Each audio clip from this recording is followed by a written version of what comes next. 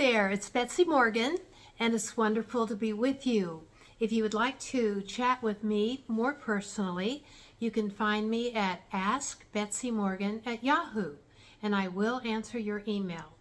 I have a website, thepsychicteacher.com. If you would like to find out more about what I do, mostly what I do is teach people how to channel, which helps you to open up your psychic gifts.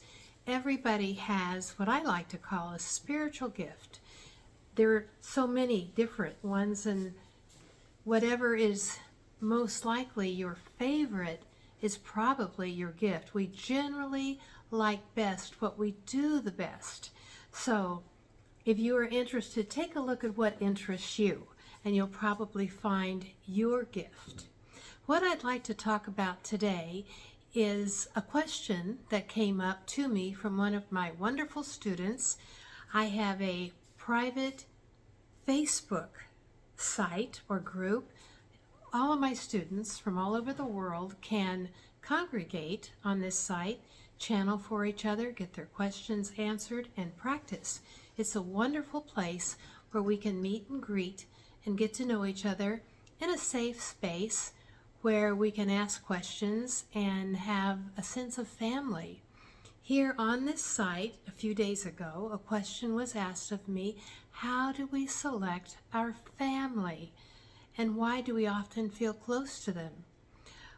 Even though that was that question, I sometimes get the question, why do we select our family and why do I not like them? Two different swings of the pendulum.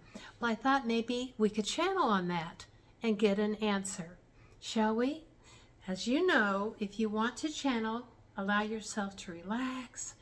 Go to that wonderful heart of yours. Let your heart open. The interesting thing is when you channel, your heart has to open. Your heart connects with all other hearts, and that's the lead domino where you can get this information. So you will feel your heart opening, and it will feel good, and it may make you tear up. Happy tears, I like to say. So it's okay. And some of those tears may feel like a release. Many of us don't want to cry, especially in front of others. We want to be strong. It's okay to cry. So when your heart opens up, when you learn to channel, or maybe you're going to channel spontaneously like I did, you might be surprised to find that not only can you channel, but you will feel more deeply love and pain. It's okay. Let yourself feel it. Feeling is healing, like we have heard. When you are willing to feel it, it can dissipate. But if you hold it in there, it becomes rigid and can cause dis-ease.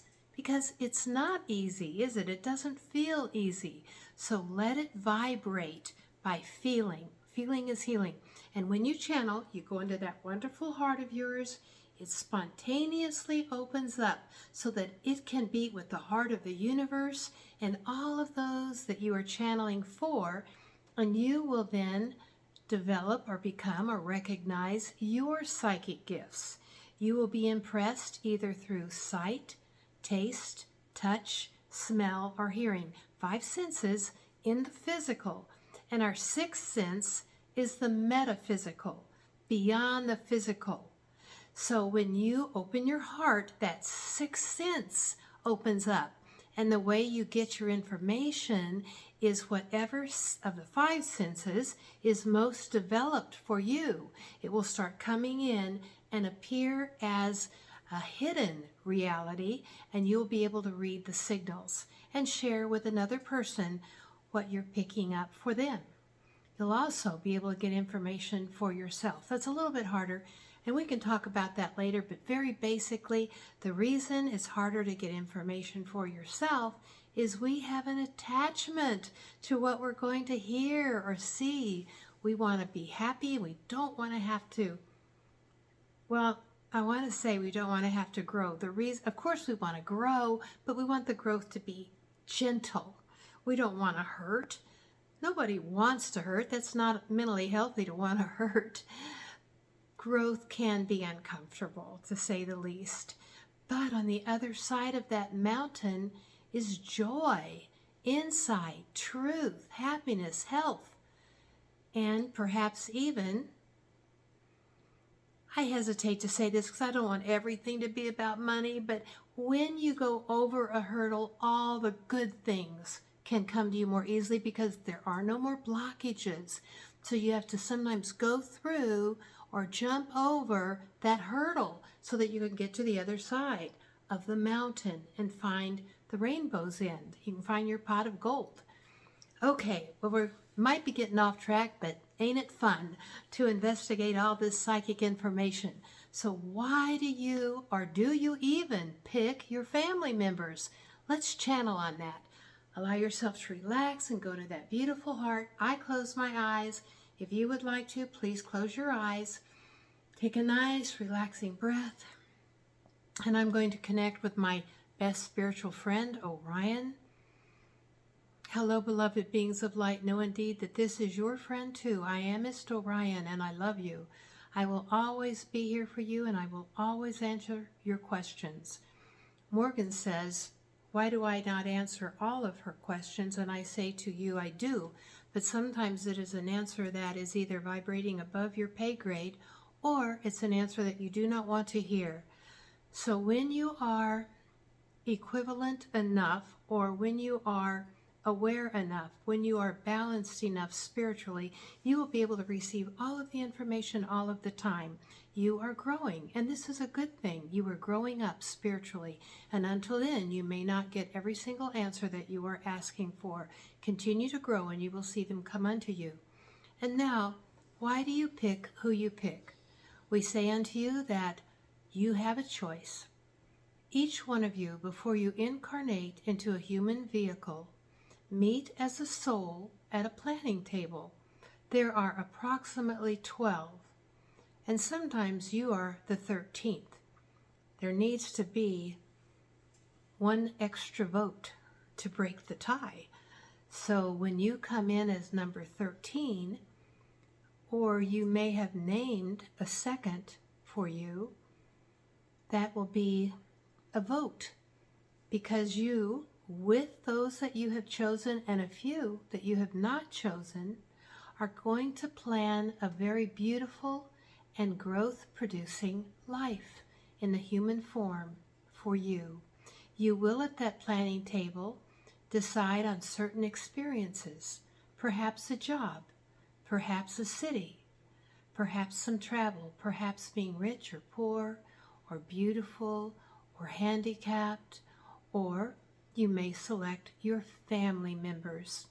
The reason that you select who you select is because of your soul. Your soul has a certain theme that it wants to learn in each incarnation. It may have as many as 3, but generally not more than that, or it would be overfill and it would be a little too difficult. Each theme is a lesson that you would like to learn at the soul level to help you become wiser, more enlightened, more aware. Now, does the human being want these lessons? No, not necessarily, because they are a challenge. And we know that those who are human often believe in their mind or the ego or negativity. I can't do that. I'm not good enough. That's not for me. That is normal as a human.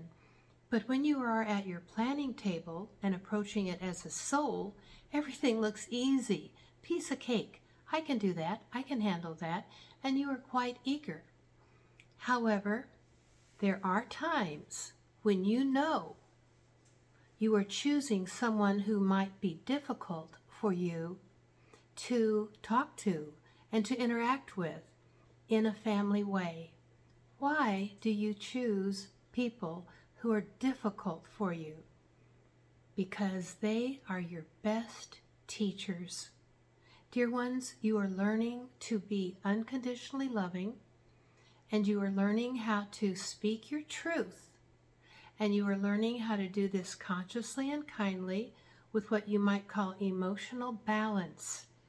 We are working with you invisibly as well as visibly in the physical plane to learn to be kind yet honest, to meet confrontations gracefully, without fear, knowing that who you are going to be talking to is just another soul that is wanting to grow, and they are using you as a teacher as much as you are using them.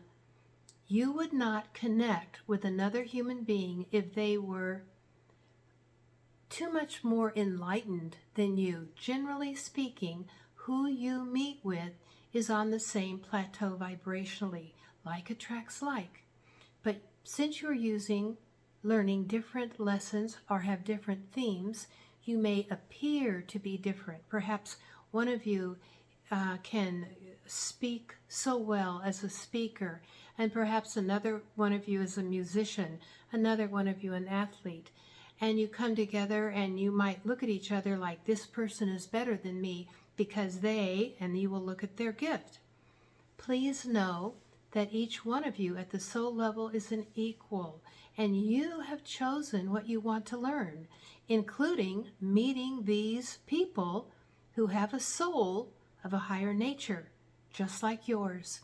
So try not to judge yourself, and try not to judge your teachers, the human beings that come into your life who are difficult for you. Instead, ask, what am I learning here? What opportunity or lesson is this person offering me? How can I learn this lesson easily and quickly and gracefully? And how can I respond to this person so that I can at some level love them unconditionally and not let them get under my skin, but rather be kind and respectful, knowing that they are growing too. At the soul level, there's no one out to get you. But at the personality level, it certainly may look that way. So when you are dealing with human beings, please remember that the majority of who you are is a soul. It's like an iceberg, isn't it? And that tip of the iceberg that is sticking out from the water looks like the whole iceberg. But the bigger part, the soul, is invisible.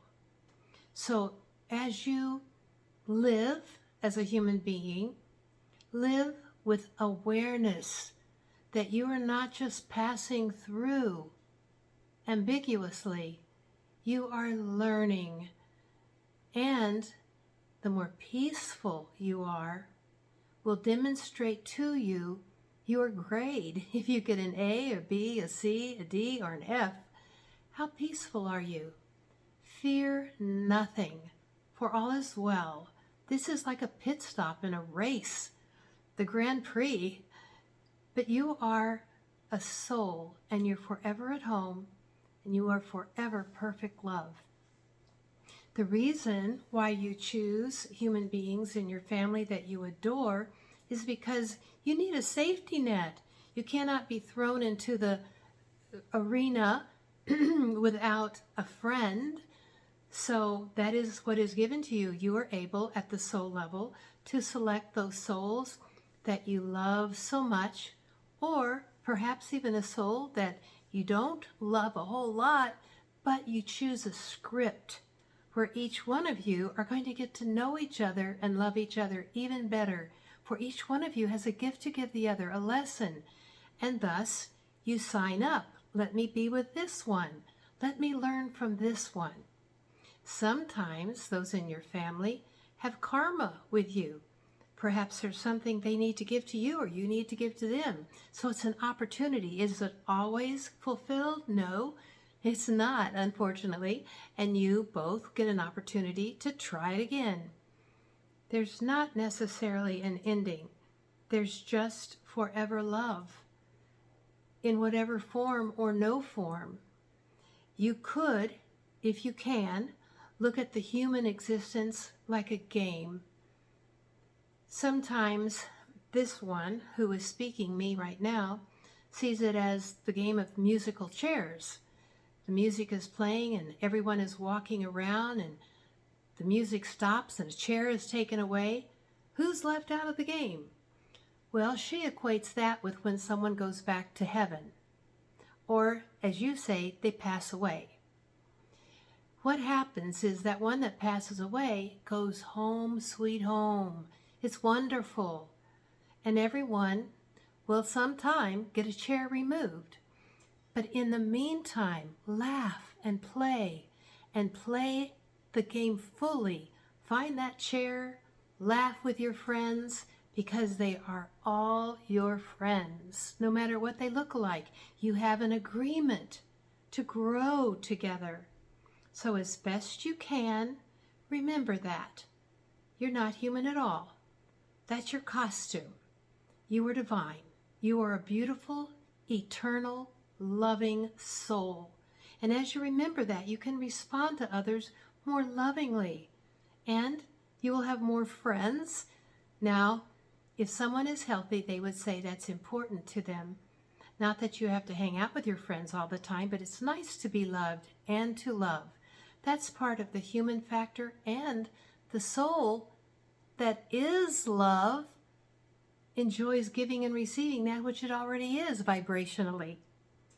So the more you are honest with yourself, and the more you remember who you really are, the more fun you will have, for you will have peace, and you will have joy, and you will have completion. For as you remember the game, you will be able to play by the rules, which is live and let live, love and let go. Be grateful. This human incarnation is an opportunity that is given to you by a loving God and by your loving soul to learn and grow and laugh and love all you can. We hope that this has answered your question. Please know indeed that it is our joy to be with you, and we are always with you, but you know it not. You can call upon us, for we will hear you, and we will answer. And remember, the higher in your vibration, the more easily you will be able to hear us and trust us. We love you and will always help you. And so it is. Amen, amen, amen. That felt good. I hope it felt good to you. I got a lot of answers. I hope you did too. And I look forward to next time seeing you again. For now, this is Betsy-Morgan, the Psychic Teacher. Bye.